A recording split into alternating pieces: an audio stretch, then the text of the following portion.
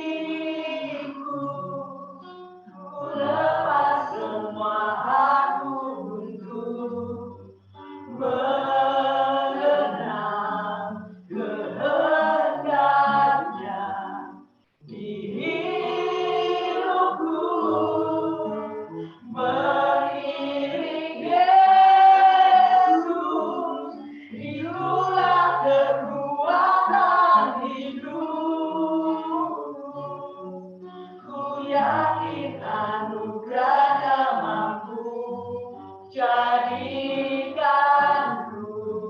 hamba yang berkenan selalu. Ku yakin anugerahnya mampu jadikanku hamba yang berkenan selalu.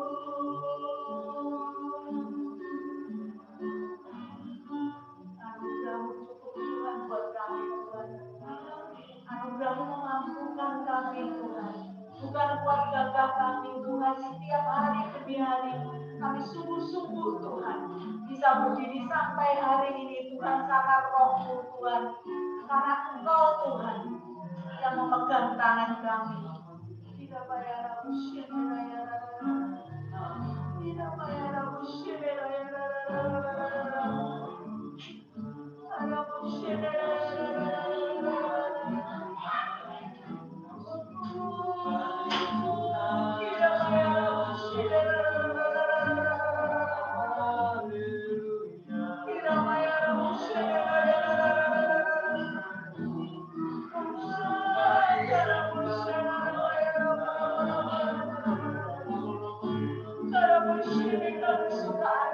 Tuhan mengirim Kau Tuhan. Kita masih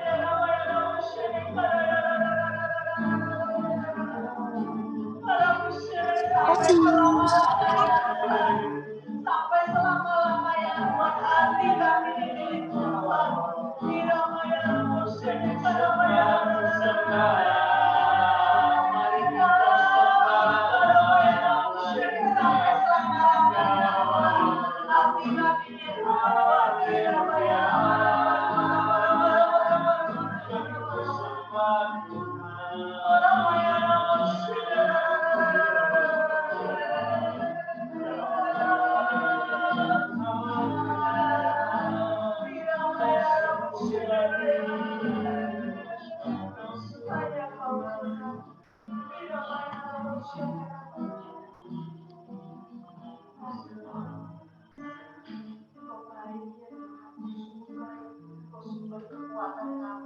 Ketika kami lemah, ketika kami jatuh, ketika kami merasa bahwa kami tidak bisa apa-apa, Tuhan, Engkau yang memberi kekuatan, Engkau yang memberi jalan keluar, Tuhan. Jadi kami Tuhan untuk selalu kerasan tinggal di hadirat, selalu kerasan Tuhan untuk bersama dengan Engkau, Tuhan. Terima kasih Yesus, sampai hari ini Tuhan, kami melihat penyertaan-Mu yang luar biasa Tuhan atas hidup kami. Penyertaan-Mu yang tidak pernah kami, mungkin kami tidak pernah sadari Tuhan, tapi Kau sungguh-sungguh Tuhan menyertai kami, mengasihi kami Tuhan. Kadang kami tidak setia Tuhan, tapi Engkau Allah yang setia. Terima kasih ya Tuhan, kuduskan setiap kami. Kuduskan setiap kami Tuhan, kami setiap hati kami menjadi hati yang baru untuk mendengarkan firman-Mu. Biar telinga kami hanya mendengar apa yang Kau minta, Kau katakan atas hidup kami, dan mata kami tetap mata yang melihat Kristus, percaya bahwa Tuhan telah menyediakan yang terbaik, bahwa Tuhan sudah membuka setiap jalan, bahwa Tuhan adalah Tuhan yang sanggup memulihkan, Tuhan melepaskan, Tuhan yang memberikan mukjizat atas hidup kami, Tuhan. Terima kasih Yesus. Malam hari ini kami mau serahkan kembali hidup kami sekali lagi Tuhan. Kami mau bawa hidup kami sekali lagi Tuhan. Kami tidak mau hidup kami sia-sia Tuhan. Kami mau hidup kami Kau pakai di dalam nama. Terima kasih Bapa. Di dalam nama Yesus kami berdoa. Haleluya. Amin. Halo semua. Halo semua yang online. Dan online. Halo. Nah. Halo C. Halo. Lung juga. Halo. Halo C. Halo. ibu di sini loh. Halo, ini Yeyen, halo Yen. Ya lagi. Halo, Domi. Kamu usah online Mbak Dom? Nah, ini nggak nyala. Nyala itu Putus-putus. Nyala. Oh iya. Halo TK. Halo Ima. Di jalan Mbak Dek? Enggak, di rumah. Oh, ya halo, halo, Stefani ya, halo Man. Halo, C. Oh, jalan ya. Iya. Evan, offset Man. Kita menunggu, kelihatan nih. Oke, welcome home ya semua. Hari ini siapa yang ada mau kesaksian, sharing, dipersilakan yang online maupun yang onsite. Sharing? Ya, sharing. Ya boleh. Halo teman-teman, halo semua ya, bulan ya, luar biasa ya. Ya, saya mau sharing tentang hidup saya. Puji Tuhan ya, selama ini saya nggak kerasa loh, itu bisa turun lebih. Jadi sebelum punya anak itu, saya tuh untuk CP belum kenal diri juga. Terus kenal diri itu juga dari CP. Ini juga puji Tuhan ya, CP ini bisa dibilang segalanya ya buat saya. Luar biasa. Jadi ada ceritanya gitu loh. Dari dulu kerja terus mau diri punya anak itu ya terus ganti-ganti terus ya. Kan belah-belah terus gitu toh. Ya aku bersyukur ya, maksudnya masih sangat baik ya menjaga hidup saya ini kan melalui CP gitu ya. Kadang kita kan sering ya keluar dari realita kan, ya sering salah, sering istilahnya ya banyak lah godaan juga ya, terus emosi gitu ya. Gitu kan? Oh ya, sorry nggak jelas. Jadi saya sangat bersyukur gitu. Intinya melalui CD ini lebih dari gereja menurut saya. Jadi gereja itu kan kita kadang kalau sudah dengan firman itu toh kita sudah langsung pulang gitu. Ya bagus sih firmannya memang bagus. Tapi kalau yang di sini tuh CD ini kita juga kadang belajar sama teman-teman. Jatuh bangun ini gimana gitu ya. Bersyukurlah istilahnya selama ini aku lihat ya saya jauh ya kadang jauh kadang dekat gitu ya merasakan gitu lah kadang ya sering jauh dari Tuhan juga gitu. Tapi kalau satu minggu kita sering datang gini ya kita usahakan kita hadir lah maksudnya usahakan kita paksa diri kita untuk dengar firman, dengar pujian itu kita baru merasakan kalau kita ikut gitu loh. Tapi kalau pada waktu kita mau berangkat ya, godaan masih rasanya males dan lain-lain itu saya sering merasakan gitu. Ya kebetulan puji Tuhan ya ya kebetulan kok jadi tuan rumah di sini. Oh nggak mau.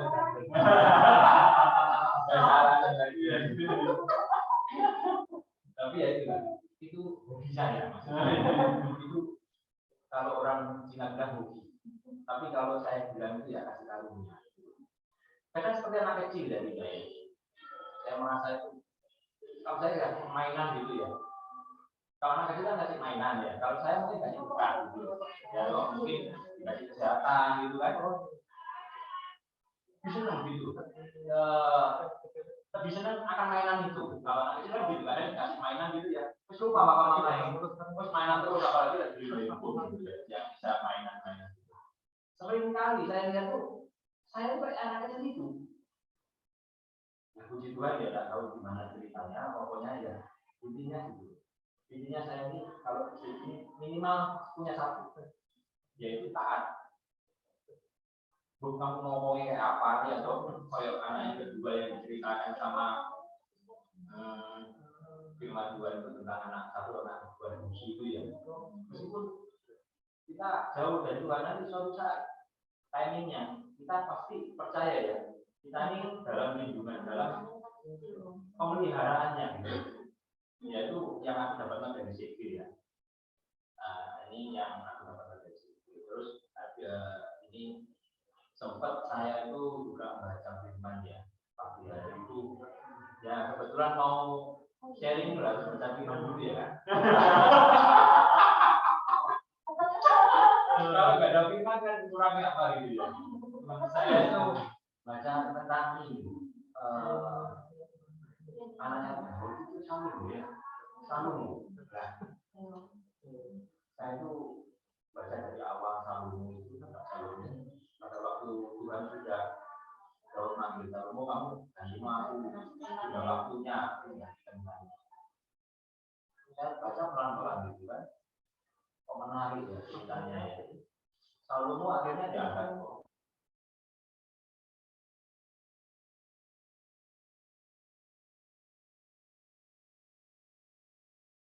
Ditanya Tuhan gitu, kamu mau apa gitu kan? Saya baca, oh Tuhan ini umatmu yang besar. Saya sudah diserahi sama Papa, ini umatmu yang besar, dan saya tak mampu untuk jaga. Bayang ya, orang sing istilahnya masih muda, berapa ya? 22 atau berapa? Saya lupa. Dia langsung disuruh jadi raja. Sedangkan umat Israel kita tahu sendiri tanda kutip kan, nggak ngomong gitu ya. Nah, tapi Salomo itu berkata, Tuhan beri sama saya umat untuk bisa melayani rakyat yang Israel ini bukan dan juga. Nah, Tuhan kaget loh dari apa yang diminta sama Salomo bukan kekayaan atau mungkin panjang umur atau sehat atau gimana ya kalau kita jualan kan gitu. Tuhan kaget loh. Jadi hatinya Salomo ini ya saya pelajari. Saya Tuhan setelah saya baca itu ya, saya tuh merenung gitu loh. Kadang kalau baca kan kita harus merenung ya biar ngerti. Jangan baca terus cepet-cepetan tak usah. Saya tak renungi gitu. Saya dapat begini, luar biasa gitu kan. Salomo ini ya, pada waktu dia minta hikmat sebenarnya bukan minta hikmat sebetulnya.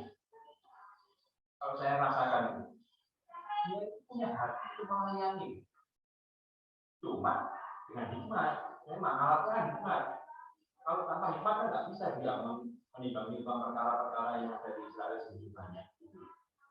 Saya kaget dulu. Kita melayani lagi. Nah ini temanya kan kita tentang kehidupan ya, akhir bulan toh. Nah tujuan kita ini beri kesempatan untuk di sini itu untuk melayani juga loh ternyata gitu. Apalagi kalau kita punya teman-teman atau saudara yang mungkin jauh dari Tuhan, apa aja sih gitu. Untuk makan-makan ya atau siapo ya, siapo.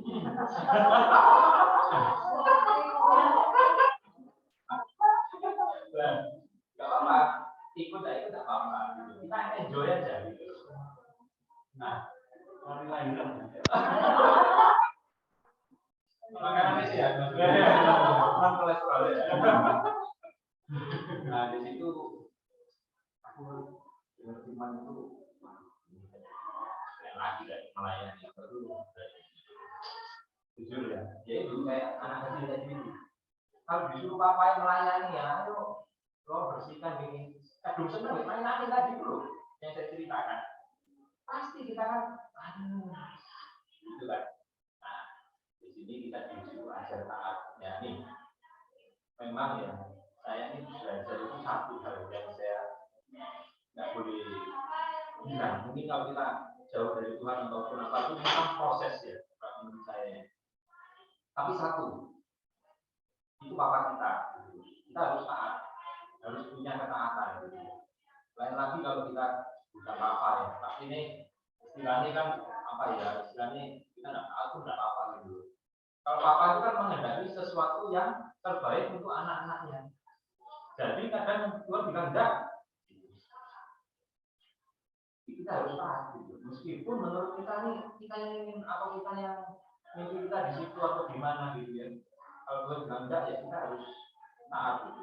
Nah di sini temanya tentang kehidupan, puji Tuhan ya, tentang pelayanan tadi, tentang Salomo itu luar biasa ya.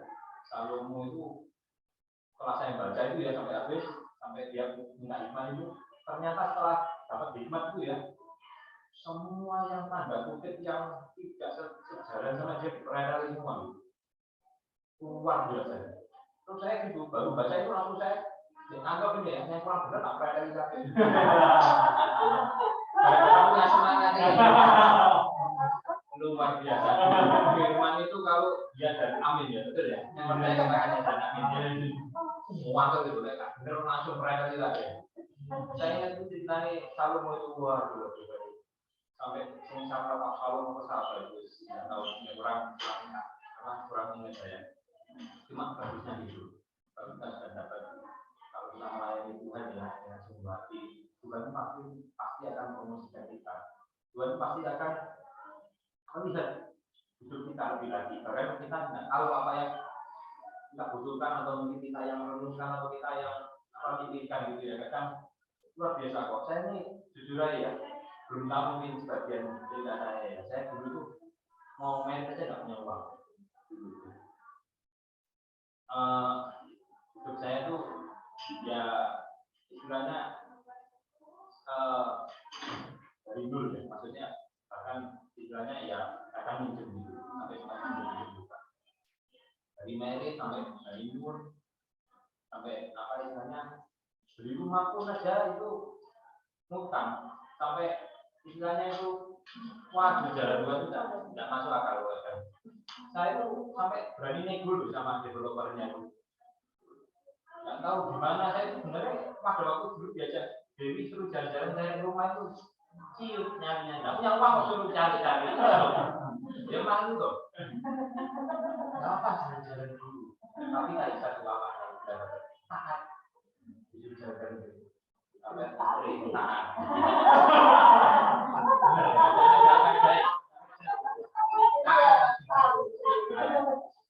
Luar biasa. Terus saya taat itu nggak tahu gimana ceritanya. Padahal saya cari rumah itu cuma ada. Kenapa saya lupa 200 atau berapa? Dikasih 800 sampai waktu dulu ya. Ada 800. Uang dari mana gitu loh? Terus kurang 100 waktu itu. DP-nya kurang 100. Saya itu nggak tahu gimana. Kok saya berani ngomong sama developernya. Kalau dihitungkan, banknya juga gitu. Telepon saya ini saya cairnya segini ya. Kurang kok. Itu kok. Kata BCA yang itu namanya ya sih. Kurang ya sih. Ini kalau saya kurang 100 juta nih, tambah itu mana lagi sampai tak suruh hitung lagi. Luas bangunan itu ya, itu mana lagi kamu salah pasti ya. Gitu, banyak kan salah bener, pokoknya kamu salah.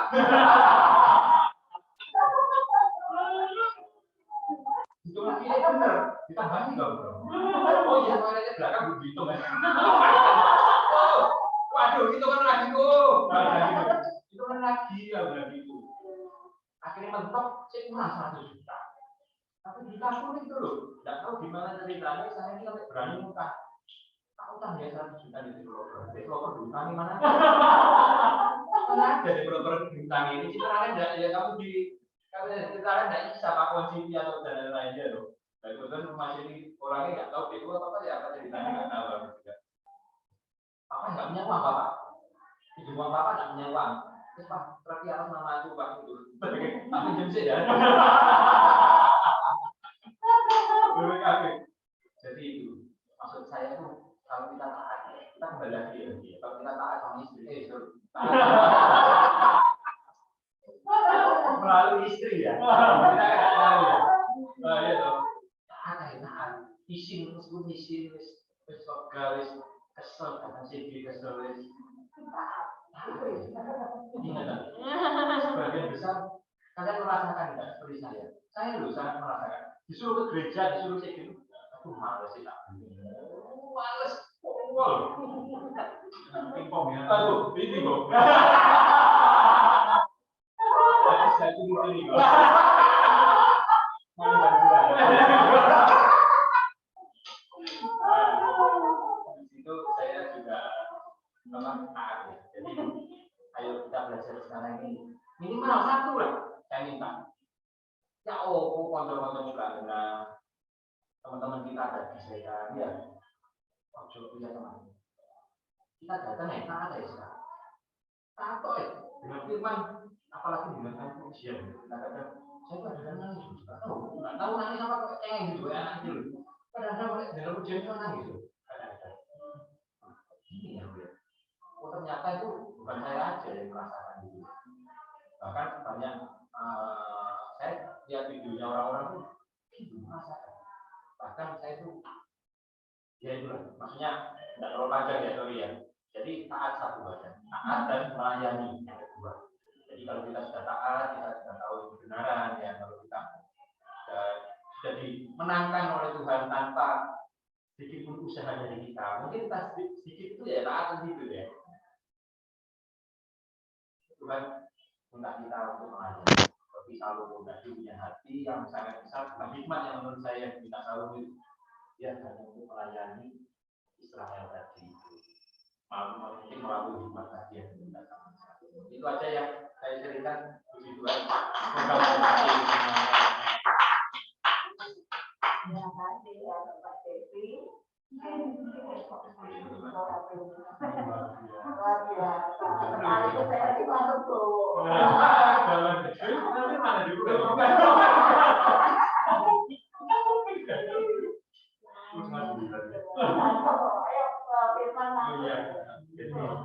Iya.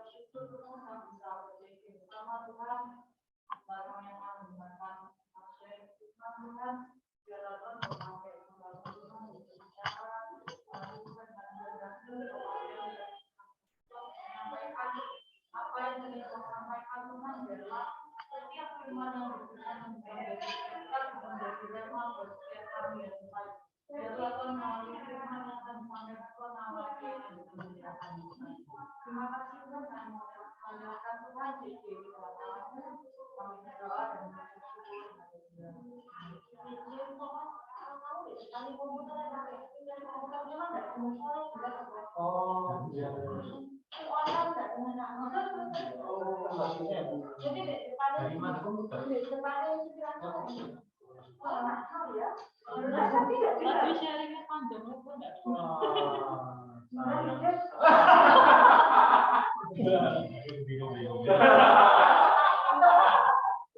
Kalau begini kita enggak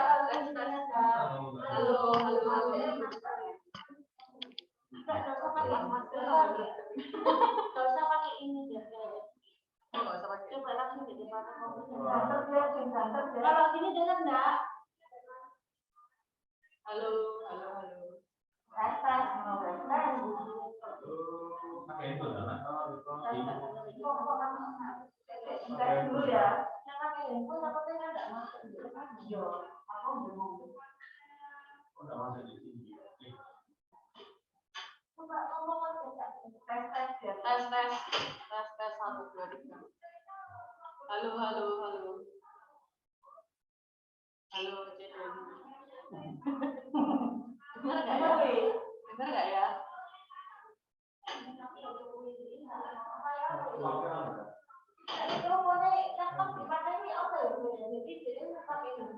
Oh iya. Bukan itu ya, ini kalau handphone dia ya. Tapi ada speaker kan? Ya, kalau yang langsung gini ya, dia bisa juga sih. Kan bisa direkam. Tapi kan dia enggak pakai ini.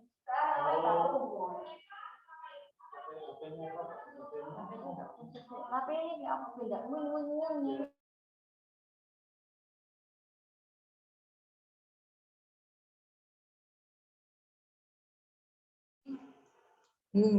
Halo? Kayak gini dengar? Jelas. Dengar enggak ya? Kalau gini dengar enggak pakai handphone? Jelas. Dengar jelas. Jelas. Suaranya jelas. Oke, berarti harus pakai ini kan yang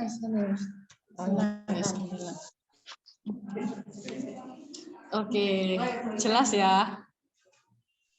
Ya, jelas Dan.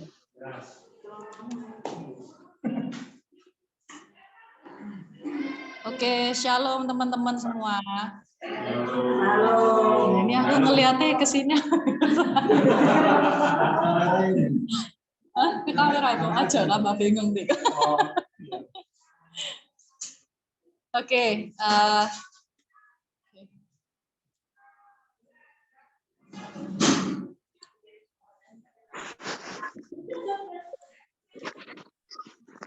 malam ini aku mau sharing dengan judul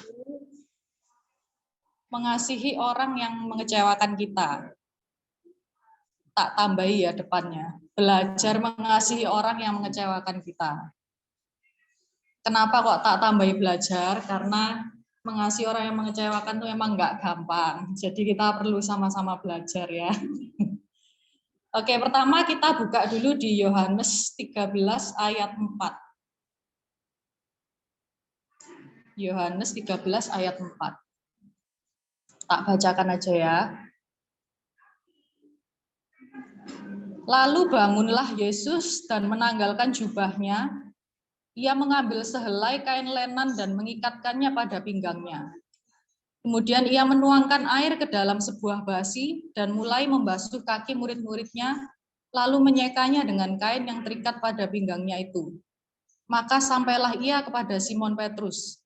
Kata Petrus kepadanya, Tuhan, engkau hendak membasuh kakiku?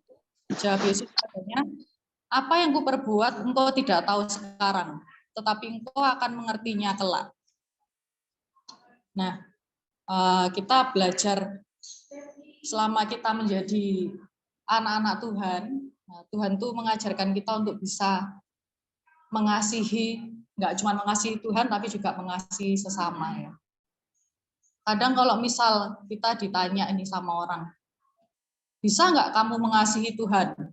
Pasti jawabannya kita langsung, oh ya bisa, gampang lah ya kayak gitu. Bisa nggak kamu mengasihi sesama orang yang baik tapi yang pernah nolong kamu?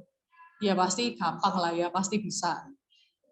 Tapi apa jadinya kalau kita ditanya, bisa nggak kamu mengasihi orang yang pernah menyakiti kamu, yang pernah mengecewakan kamu?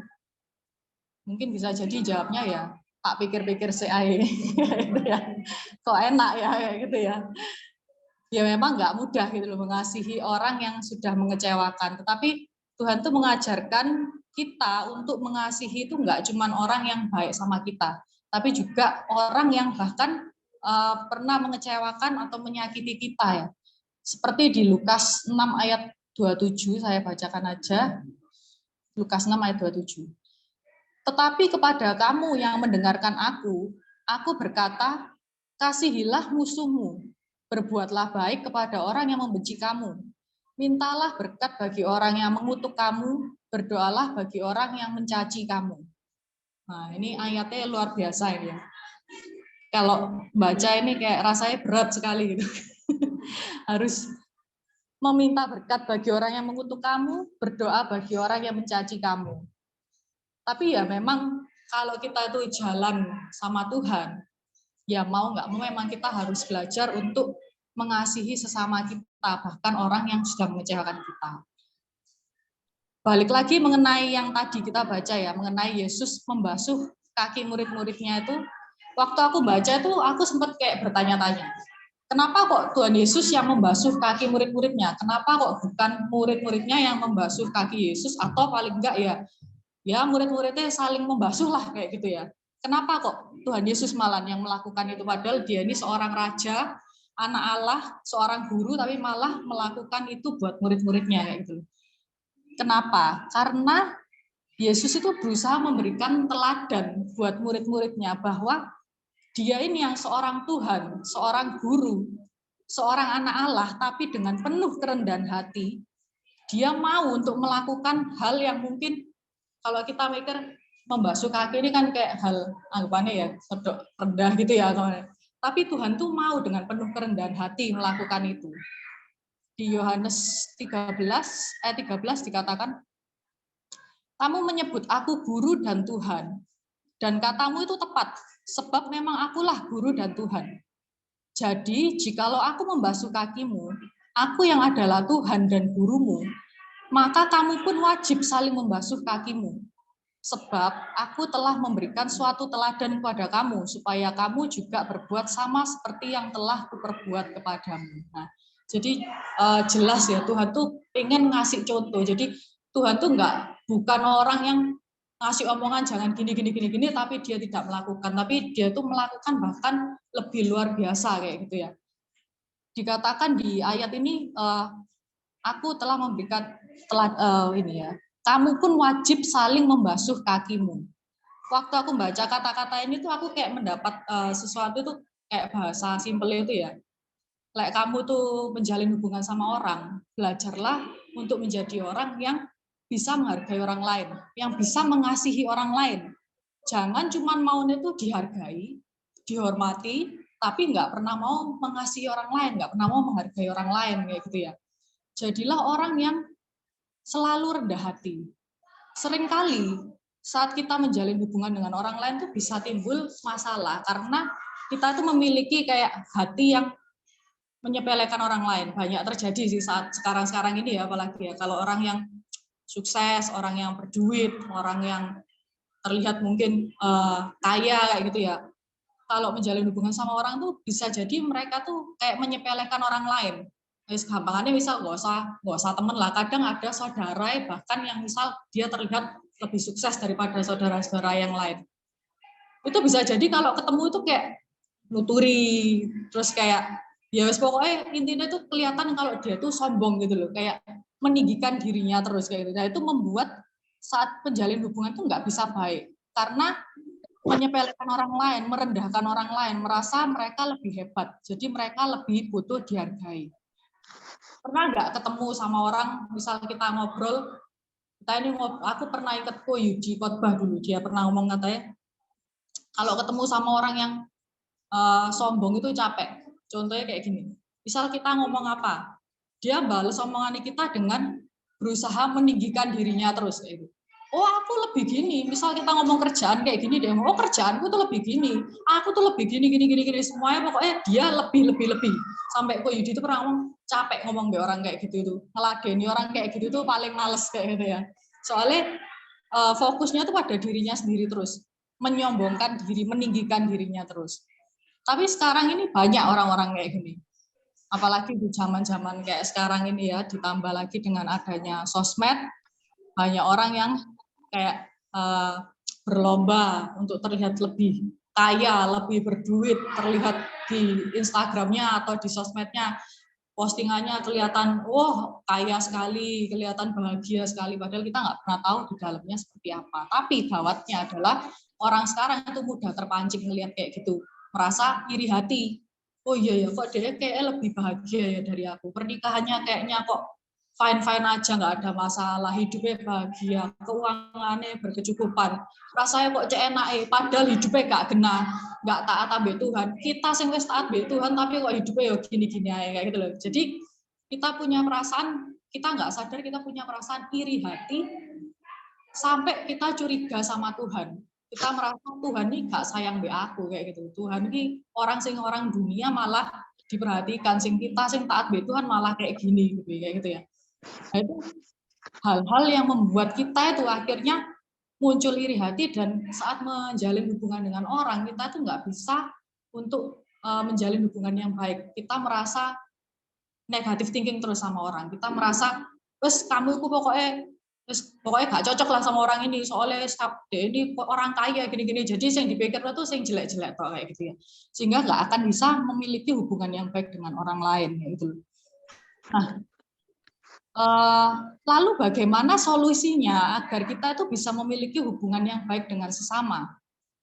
Poin yang pertama ya, bagaimana solusi agar kita memiliki hubungan yang baik dengan sesama? Yang pertama yaitu buang kesombongan. Buang kesombongan. Di Filipi 2 ayat 3 dikatakan, dengan tidak mencari kepentingan sendiri atau puji-pujian yang sia-sia, sebaliknya hendaklah dengan rendah hati yang seorang menganggap yang lain lebih utama daripada dirinya sendiri. Nah ini ya, aku yakin kok saat kita itu menjalin hubungan dengan orang, kalau kita itu nggak fokus pada diri kita sendiri, tapi kita tuh fokus mendahulukan orang lain, itu juga salah satu jalan untuk kita tuh bisa memiliki hubungan yang baik dengan orang, yaitu tetap fokus untuk mendahulukan orang lain, bukan fokus pada diri kita sendiri, mencari keuntungan untuk diri kita sendiri. Dengan kata simpelnya adalah belajarlah menghargai orang lain. Jangan sombong, jangan merasa dirimu harus selalu dihormati kayak gitu ya. Apalagi seperti yang tadi aku bilang, kalau merasa berduit, terus pekerjaannya lebih sukses, kehidupannya lebih bahagia, terus melihat orang lain, alah, gak levelku ini, terus gak level aku berteman dengan orang kayak gini, kayak gitu ya. Itu membuat kita itu tidak bisa mempunyai hubungan yang baik dengan orang itu. Jadi buanglah kesombongan sehingga kita tuh bisa memiliki hubungan yang baik dengan sesama. Ada satu buku yang berjudul Bagaimana Mencari Kawan dan Mempengaruhi Orang Lain. Buku ini tuh ditulis oleh Dale Carnegie. Ya itulah namanya. Katanya buku ini bestseller banget karena memberikan beberapa poin yang bagus banget tentang bagaimana memiliki kawan dan menjadi pengaruh yang baik untuk kawan kita. Poin yang pertama, nah ini poinnya bagus-bagus, ini ada 7 poin dan aku merasa bagus banget poinnya. Poin yang pertama yaitu jangan mengkritik atau menjelekkan orang lain. Nah ini penting banget. Siapa yang punya kebiasaan kalau punya temen terus kayak gitu di belakangnya orang itu gini kayak gitu ya. Jadi rasanya itu kayak berteman itu tapi ujung-ujungnya itu mengkritik menjelekkan ya kayak gitu ya. Jadi kita nggak akan bisa punya teman yang benar-benar hubungannya baik sama kita kalau kita memiliki kebiasaan seperti itu. Lalu poin yang kedua, beri pujian dan apresiasi yang tulus. Lihat kelebihan pada pasangan, pada anak, saudara, teman, kayak gitu ya. Kalau memberi pujian itu ya yang tulus, jangan karena ada maksudnya atau menjadi penjilat gitu ya, kayak gitu ya. Jadi memberilah pujian yang tulus. Nggak jelas.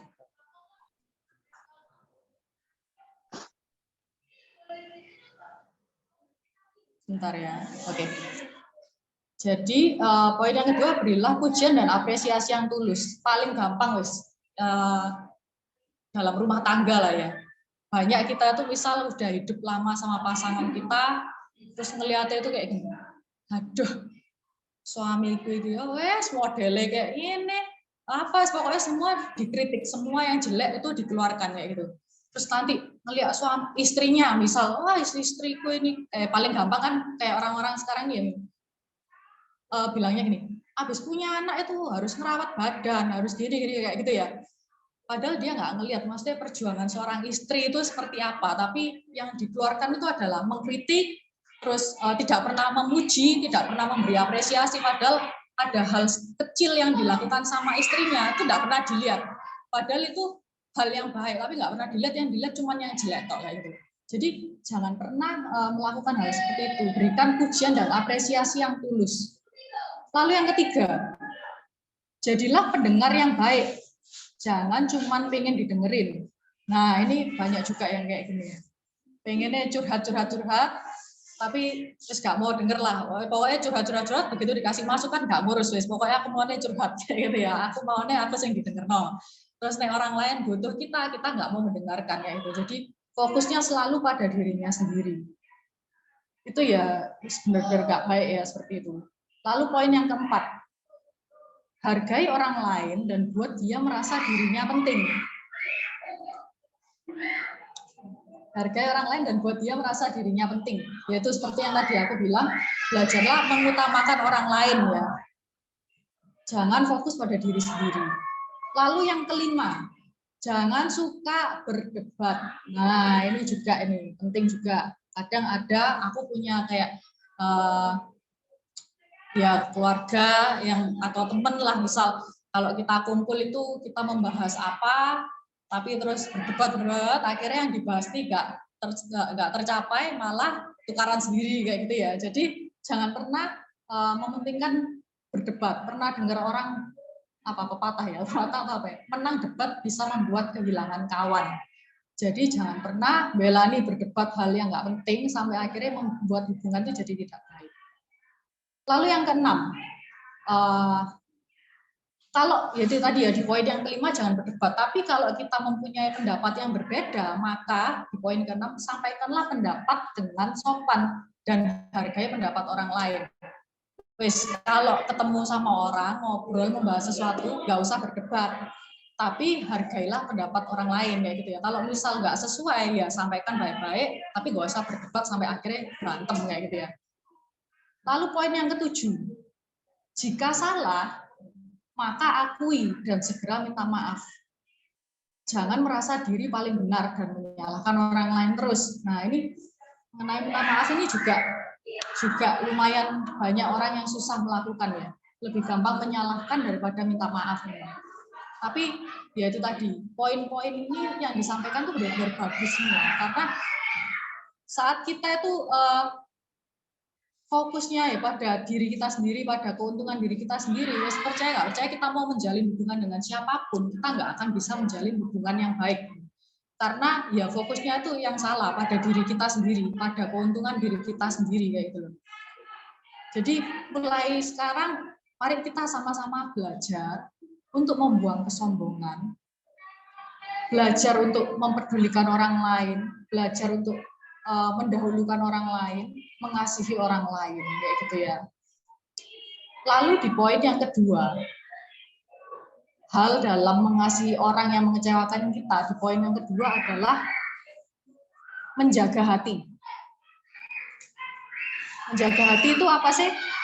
Menjaga hati itu tidak gampang kecewa, tidak gampang terpengaruh kalau ada orang yang negatif di sekitar kita, yang berusaha menjatuhkan kita, yang berusaha menyakiti kita, tidak terpengaruh untuk membalas kayak gitu ya. Jadi berusaha menjaga hati ya. Aku tahu walaupun itu nggak mudah, tapi ya tuh sertakan Tuhan dalam setiap hidup kita sehingga kita itu bisa melangkah bersama Tuhan melakukan hal yang baik gitu, bukan terpengaruh untuk membalas hal yang jelek dengan yang jelek. Sama seperti gini ya, aku lihat kita pernah dengar kisah Yesus. Yesus ini anak Allah, orang yang tidak berdosa sama sekali, orang yang wis buahe pol-polan, tapi masih ada orang negatif di sisinya Yesus, yaitu Yudas. Kurang ajar soro Yudas itu anggapannya kan ya. Jadi pas dianggapannya dia itu sama Tuhan tuh selalu dibaiki, Tuhan tuh selalu mengasihi murid-muridnya, tapi yang dilakukan Yudas adalah mengkhianati Tuhan. Orang yang tidak berdosa sama sekali. Kita lihat dari kisah Yesus aja.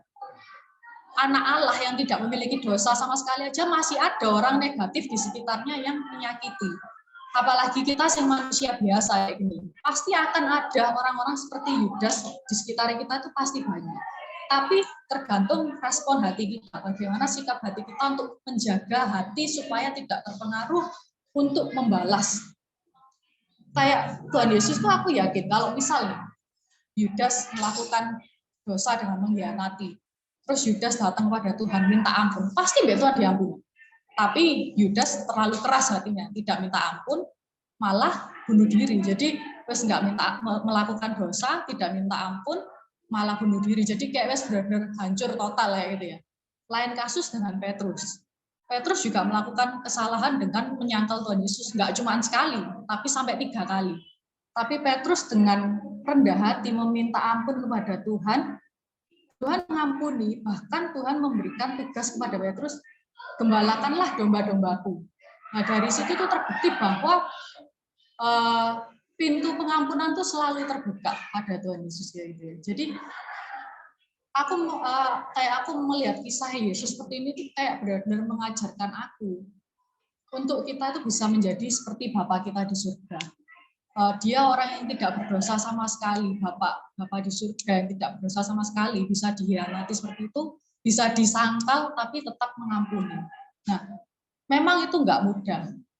Tapi perlu untuk kita tuh belajar seperti Yesus untuk mengampuni orang yang menyakiti kita, orang yang negatif di sekitar kita yang berusaha menjatuhkan kita kayak gitu ya. Sama seperti juga kisah di Alkitab itu kisahnya Yusuf ya. Yusuf juga sama saudara-saudaranya dijahati kan, dijual, terus dibuang ke sumur kayak gitu ya. Tapi sampai beberapa tahun kemudian begitu Yusuf ini anggapannya sudah sukses gitulah ya, saudara-saudaranya datang kepada Yusuf, tapi dia tidak membalas sedikit pun perbuatan saudara-saudaranya, malah dia menerima kembali saudara-saudaranya itu. Itu hal sing luar biasa sih yang apa ya? Ya memang nggak mudah dilakukan, tapi saat kita tuh taat sama Tuhan, percayalah pasti Tuhan tuh yang akan menuntun kita untuk bisa melewati itu semua seperti itu ya. Aku kasih contoh kasus yang paling banyak terjadi lah mungkin ya, kasus rumah tangga gitu ya, misal lah kasus rumah tangga yang paling banyak terjadi ya mungkin suami istri, mungkin salah satunya nyeleweng kayak gitu ya, salah satunya nyeleweng, terus kalau misalnya yang suami misalnya nyeleweng, lalu istrinya ngomong kayak gini, "Bo pikir sing isa gitu kamu tok, tak bales kamu, aku ya isa kok nyeleweng kayak gitu ya." Nah itu sudah kelihatan jelas nggak kira-kira akhir cerita hidupnya seperti apa ya gitu ya. Saya pasti dua-duanya pasti hancur kayak gitu. Dua-duanya pasti hancur, nggak punya damai sejahtera, nggak punya sukacita.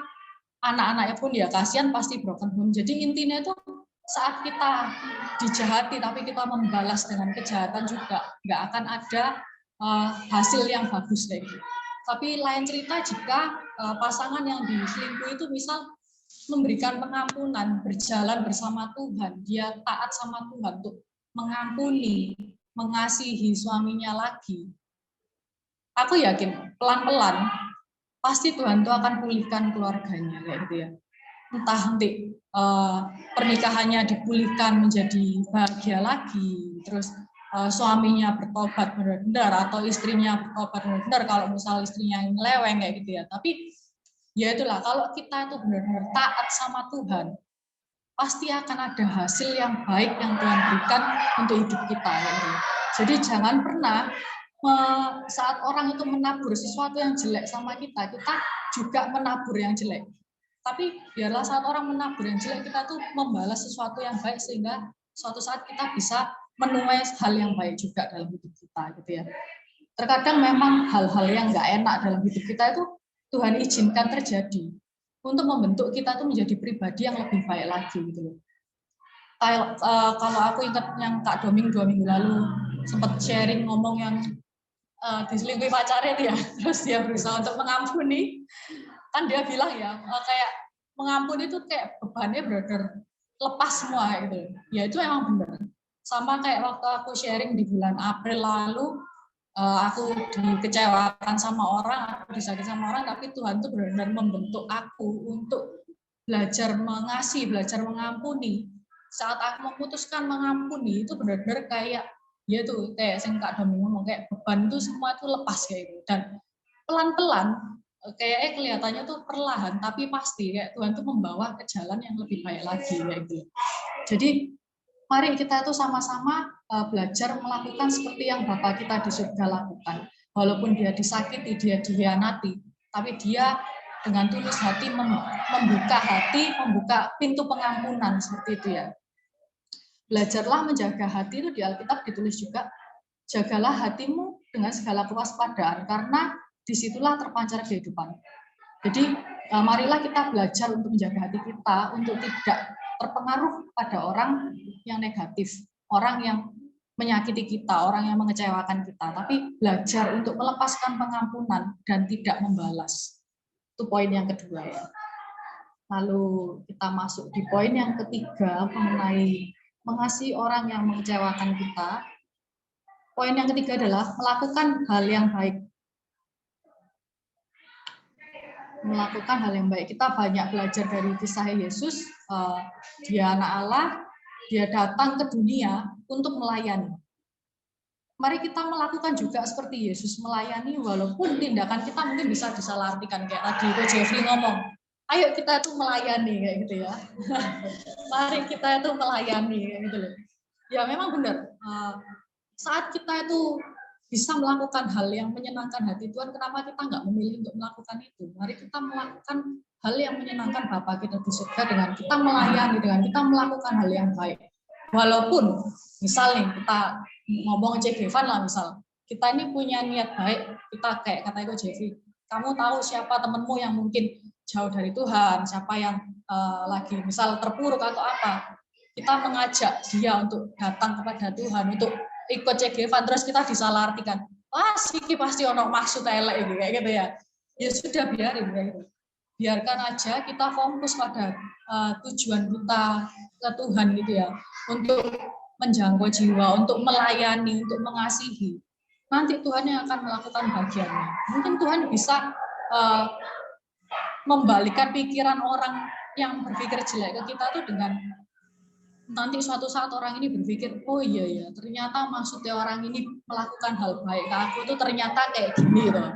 Memang hal baik itu mungkin nggak akan langsung terlihat efeknya sekarang, tapi pasti akan ada waktunya untuk, oh iya, ternyata orang yang kita beri kebaikan itu dia bisa sadar suatu saat bahwa, oh iya, orang ini ternyata itu mengasihi aku, makanya dia dulu melakukan ini ke aku, kayak gitu ya.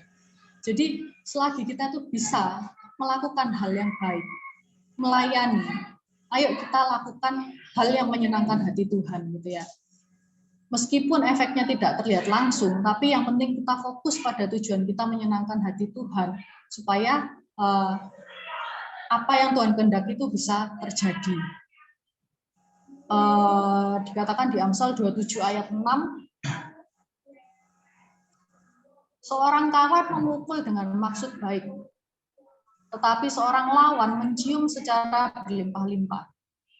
Nah, aku nangkepnya pas baca ini tuh adalah seorang kawan itu seorang sahabat bisa memukul dengan maksud baik, itu mungkin dengan kayak memberi teguran pada saat kita tuh melakukan hal yang salah. Seorang sahabat yang baik itu bisa memberi teguran ke kita, tapi berbeda dengan seorang penjilat yang kelihatan itu memuji-muji kita, menyanjung-nyanjung, tapi punya maksud yang lain gitu. Terkadang ya itu tadi, saat kita berbuat baik akan ada orang yang menyalahartikan, tapi ya sudah, biarkan kita fokus kepada Tuhan. Saat orang berpikir kita itu misal dalam hal mengampuni tadi ya, saat kita itu mengampuni orang yang menyakiti kita, terus ada orang yang bilang kayak gini, kamu itu bodoh, terus disakiti kok saya mau mengampuni kayak gitu ya, biarin. Itu keputusannya kita untuk mengampuni itu karena ya kita taat sama Tuhan, kita mau melakukan hal yang baik gitu ya.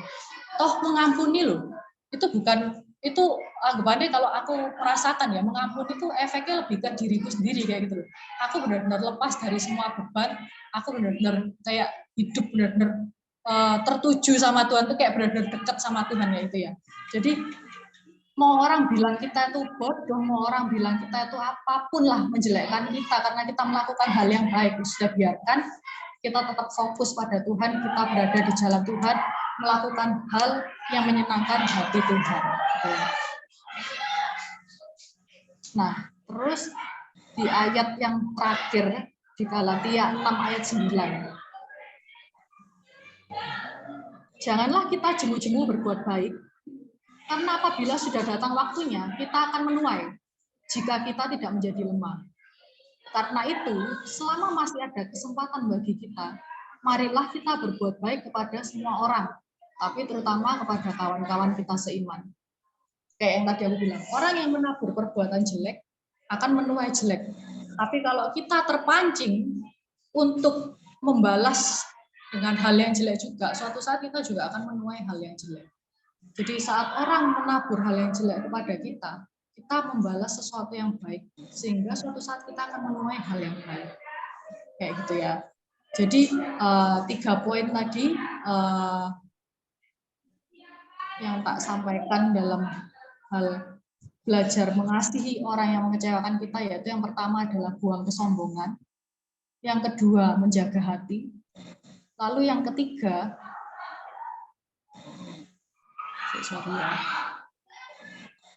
melakukan hal yang baik itu tadi ya.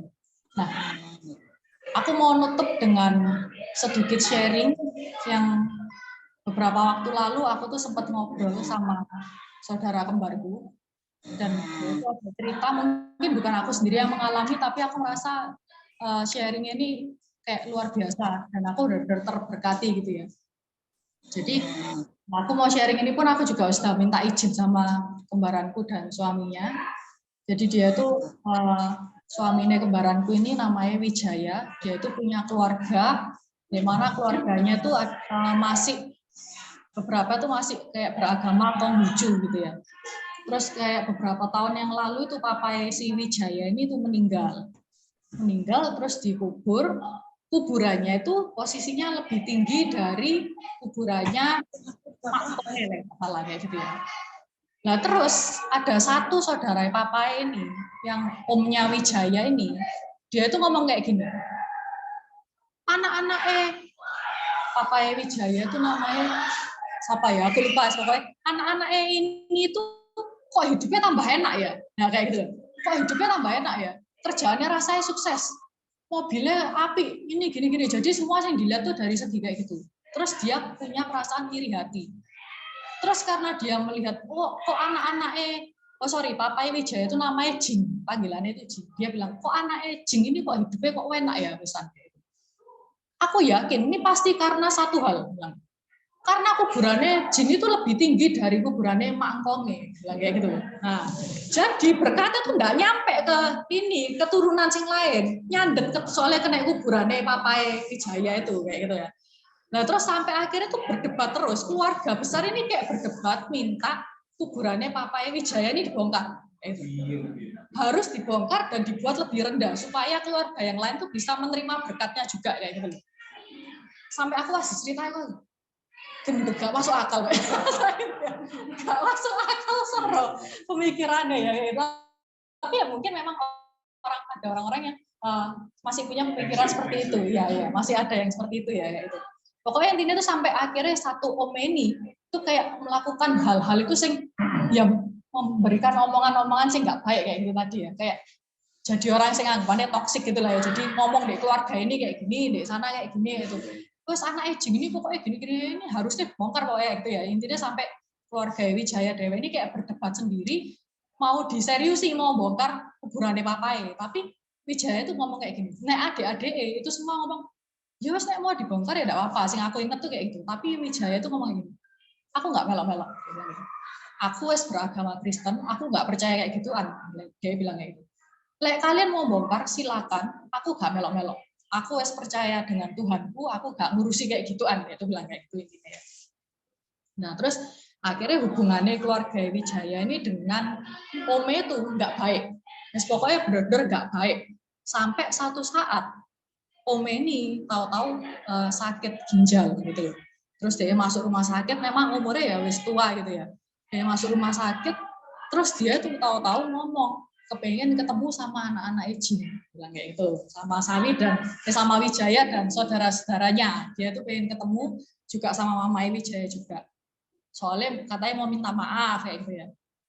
Tapi yang dilakukan adik-adik Wijaya, termasuk mamanya juga, itu ngomong, gak mau aku, saya nggak mau ketemu. Biarno aku gak mau nemuin, dan Wijaya pernah dia mau juga, kamu gak usah nemuin. Pokoknya gitu. Nah, cuman aku ini ya tahu, si suaminya kembaranku ini orang itu memang nggak bisa untuk nggak peduli be keluarga. Bukan keluarga itu lah, dia tuh be orang lain pun dia itu peduli soro kayak gitu loh. Memang hatinya baik kayak gitu loh, hatinya tuh tulus kayak gitu loh. Jadi waktu adik itu ngomong, si Wijaya ini ngomong ke adik, aku mau ke tempatnya siapa ya panggilannya, Kukong atau apa gitu, aku lupa. Aku mau ke tempatnya ini pokoknya, ke tempatnya Om kayak gitu. Nah adik itu ngamuk, ngomong kayak gini, ngapain kamu ke sana? Aku gak urusan, pokoknya gak usah ke sana. Adik itu ngamuk kayak gitu loh. Nah terus si Wijaya itu telepon Mani ngomong, aku pokoknya ya aku punya acara aku sendiri, aku pengen ke sana. Nah aku tuh pas dicerita itu aku kayak langsung, aku tuh pas di mobil ya, Fani kita tuh perjalanan mau cari kain gitu ya, di mobil aku diceritain aku kayak ngomong, luar biasa sih. Kita manggil Wijaya itu biasanya manggilnya Sawi, luar biasa sih Sawi. Kok bisa ya, wis digitu no, tapi dia itu seisa punya hati sing ya wis gak mikir no itulah, dia mau bertindak kayak apa, tapi dia itu tetap mau melakukan hal yang baik kayak gitu loh, dengan ya wis dia datangi ke rumah sakit kayak gitu. Nah pas dia tuh datang ke rumah sakit, nah aku pasti cerita ini sampai terharu. Tahu-tahu si nggak tahu istrine Ome atau sapane Ome gitu.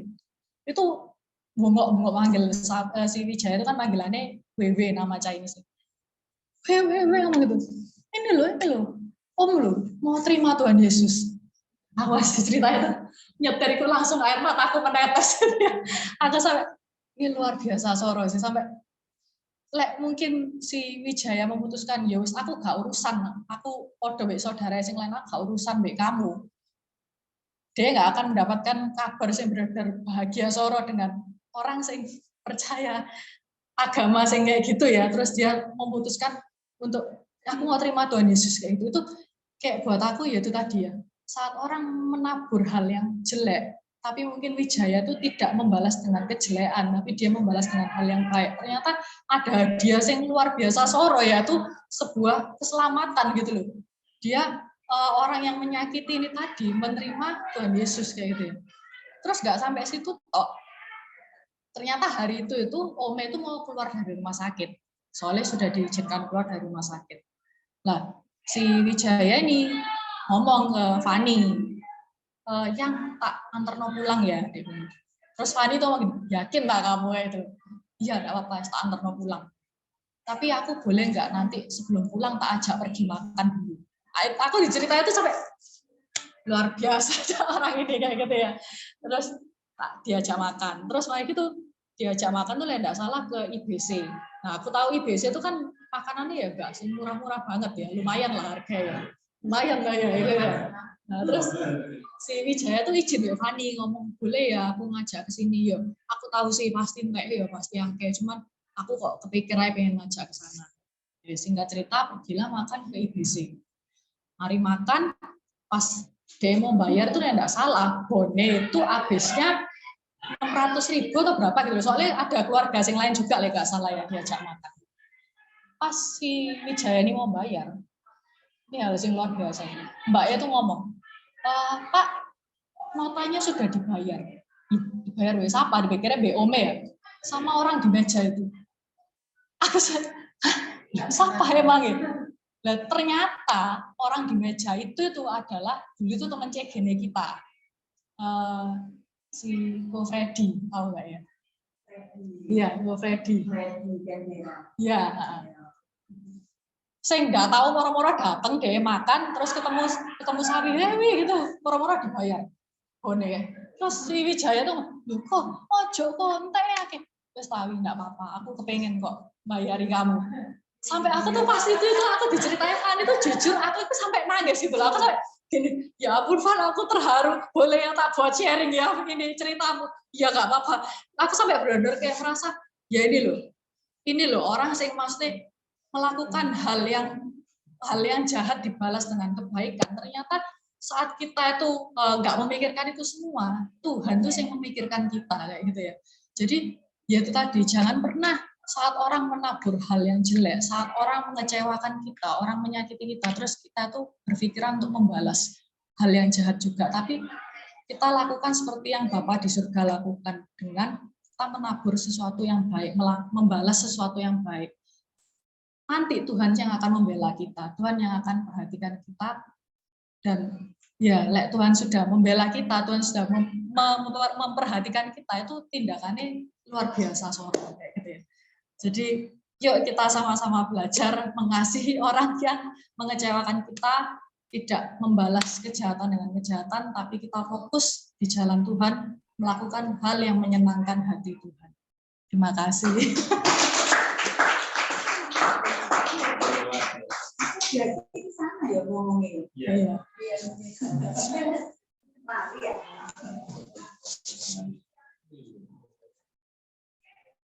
Aduh.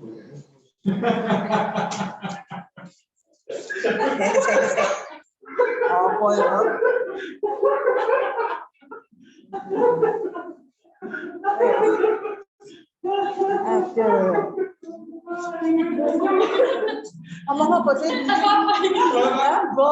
Guru apa toh?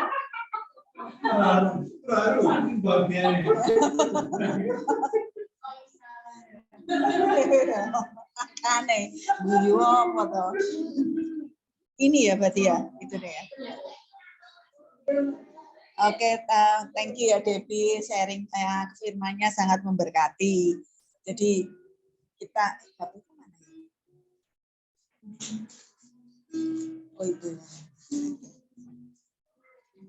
belajar mengasihi orang yang mengecewakan kita, menyakiti kita. Ya hari ini dapat beberapa hal, banyak hal dari sharingnya Debbie juga.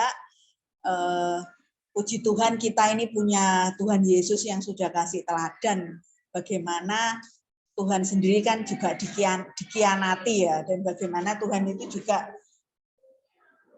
memberikan teladan buat kita untuk selalu mengampuni. Baik itu keluarga maupun pasangan. Dulu pernah ada yang firman khotbah di gereja ya. Kalau pernikahan itu adalah 70% itu saling mengampuni. Sisanya itu yang lain-lain. Jadi selama kita menikah, ya memang 70% isinya itu memang saling mengampuni. Jadi sangat wajar sekali. Nah, itu ada waktu kalau nggak salah ya di gereja khotbahnya. Oke, ada yang mau nambahin? Yang online onsite, online.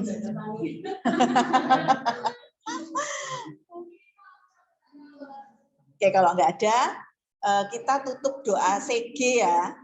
Ineke? Ya, Ce. Oh ya. Oke. Ayo doa Ya. Bapak, kami mengucap syukur ya Bapak, karena Engkau telah menyertai kami dalam seminggu ini Tuhan, sehingga pada malam hari ini Tuhan kami boleh berkumpul Tuhan bersama melalui CG ya Tuhan. Bapak, kami mengucap syukur Tuhan firman telah disampaikan pada malam hari ini Tuhan. Kami percaya Bapak, firman-Mu ya dan amin Tuhan. Kami percaya Tuhan, Engkau mengajar kami Tuhan untuk memiliki hati yang mengasihi Tuhan, hati yang mau mengampuni Tuhan, hati yang mau melayani ya Bapak. Bapak, kami mau bersatu hati juga ya Tuhan untuk berdoa Tuhan, bagi yang membutuhkan pertolongan-Mu ya Bapak. Kami percaya Tuhan, apabila di antara kami ada yang sakit ya Tuhan, kami percaya Tuhan dengan bilur-bilur darah-Mu Tuhan, Engkau yang menyembuhkan ya Bapak. Bapak, ajar kami Tuhan untuk selalu lebih melekat kepadamu Tuhan, lebih mengandalkan Engkau Tuhan di dalam setiap langkah hidup kami ya Bapak. Bapak berkati juga CG 159 ini Tuhan, dari orang-orang yang tidak bermaksud baik Tuhan untuk keluarga-keluarga di CG 159 ya Tuhan. Berkati Tuhan anak-anak kami Tuhan dengan masa depan yang penuh dengan pengharapan ya Bapa, dan untuk para suami Tuhan, kami percaya Tuhan Kau menjadikan mereka suami yang bijak Tuhan, yang mengasihi keluarganya Tuhan, yang bertanggung jawab Tuhan, bijaksana bagi keluarganya Tuhan. Dan untuk para istri ya Tuhan, kami percaya Tuhan Kau menjadikan mereka tiang doa Tuhan untuk keluarga mereka masing-masing. Terima kasih Tuhan, kami percaya Tuhan setiap doa yang kami panjatkan ini Tuhan Kau mendengarkan Tuhan. Terima kasih Bapa, haleluya, amin. Mari kita doa berkat. Kira baya rabu tu shenera batakaya raba raba. Kira batakaya raba raba rabu shenera batakaya rara rara rara rabu shene karabaya raba raba raba. Kira batakaya rabu shene karabaya rabu shene karabaya raba raba rabu shene karabaya raba raba raba raba raba. Kira butu shene rabaya raba rabu tu shene karabaya raba raba raba raba raba raba raba raba. Karabutu shene karabaya raba raba. Malam hari ini Tuhan, firman-Mu membuat kami tahu bahwa meskipun apa yang kami menemui banyak orang-orang yang menyakiti kami Tuhan, atau bahkan kami menyakiti mereka juga Tuhan, tapi Engkau Allah yang tetap menuntun kami untuk bisa menerima baik pasangan Tuhan, saudara, menerima mereka Tuhan dan mengasihi mereka. Bukan mengasihi dengan kekuatan kami sendiri Tuhan, tapi kami mau belajar mengasihi orang-orang yang menyakiti kami dengan kekuatan-Mu Tuhan. Bukan mengandalkan kekuatan kami sendiri, tapi kami percaya Roh Kudus itu yang memberikan kekuatan kepada kami, memperlebar kapasitas hati kami Tuhan, untuk mengasihi orang-orang yang bagi kami itu sulit. Terima kasih ya Tuhan atas setiap iman kedewasaan yang Kau berikan kepada kami semua.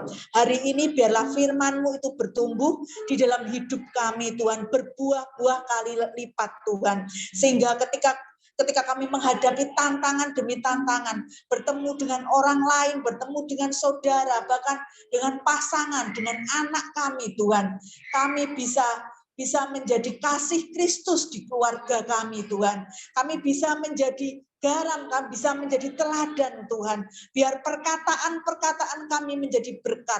Hati kami tidak pahit, hati kami tidak tawar Tuhan, tetapi hati kami dipenuhi dengan kasih pengampunan, dipenuhi dengan kasih Kristus. Melihat bagaimana setiap orang-orang yang di sekitar kami, pasangan, anak, saudara, itu adalah jiwa yang dikasihi Tuhan. Kami melihatnya Tuhan dengan mata bagaimana Engkau melihat mereka Tuhan. Terima kasih ya Bapa. Hari-hari ini terus pertemukan kami Tuhan dengan jiwa-jiwa yang membutuhkan Engkau, bahwa kami menjadi berkat buat mereka Tuhan. Biarlah kami Kau pakai Tuhan, mau mengabarkan Kristus, mengabarkan kasih-Mu, memberitakan hal-hal yang dahsyat akan Tuhan kami. Terima kasih ya Bapa. Kami berkati Tuhan setiap kehidupan dari jemaat C159 yang online maupun yang onsite Tuhan, yang sakit Kau sembuhkan yang Bapa, yang saat ini perekonomiannya Tuhan tersendat, Kau buka jalan Tuhan, berkat baru Tuhan turun saat ini Bapa, di dalam nama Yesus, yang mengalami hubungan yang rusak Tuhan, hubungan yang tidak baik Tuhan dengan siapapun semalam hari dipulihkan dalam nama Yesus. Penuhi kami dengan kasih-Mu yang Tuhan, penuhi hati kami dengan kasih-Mu sehingga kami bisa mengasihi orang lain. Terima kasih Tuhan, terima kasih, biar damai sejahtera, sukacita, kemurahan-Mu mengikuti kami Tuhan. Di dalam nama Yesus kami berdoa, yang percaya katakan amin. Thank you ya semua. Foto yo lali. Berarti ini ya. Foto ya apa ya? Oh, ya. Kan kemarin di sini 1, 2, 3. Kamu mau nanti ya. Kamu kan misalnya ada foto itu Adrian. Ya pokoknya fotonya itu kontrol. Oh, fotonya tetap begini. Tapi katanya Vero pakai langsung ya. Oh, sing rame-rame. Sing rame-rame ya pakai ya, foto sini ada foto rame-rame. Kita pakai Oh, ya. Pakai langsung.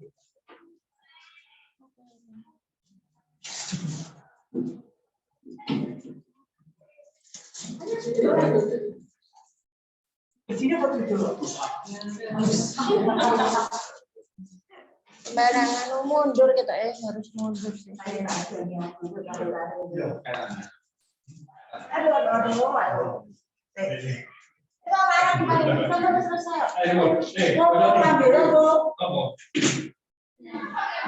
Ayo foto. Bentar ya, sabar. Ayo masuk.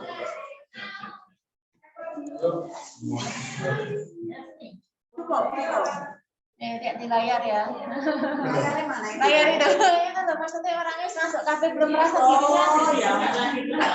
Nanti fotonya lihat sini, cuma waktu posisi lihat sana udah masuk. Ayo.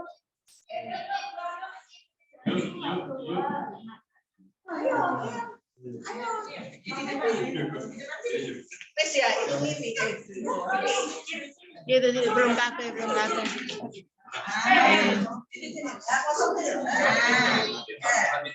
Bentar ya. Yang situ udah ketok, Vero udah ketok ya. Vero udah. Sebentar. Ya, 1, 2, 3. Lagi ya. 1, 2, 3. 3. Lagi, bentar. Karena lihat sini aku tak mutusin di sini. 1, 2, 3. 1, 2, 3. Oke, sudah. Thank you ya. Thank you semuanya. Thank you. Ada sampai itu ada Fani. Thank you. Mama ada namanya Jessie. Thank you semuanya. Baik. Baik Dominya kok menghilang. Bayain ya. Baik. Ya, Tanggal 30 ya, tanggal 30 teko ya. iya. Akhir bulan, oke? Yuk. Oke. Oh iya, oke. Ya wes ya. Bye. Yuk. Bye. Masih ada gini. Ya.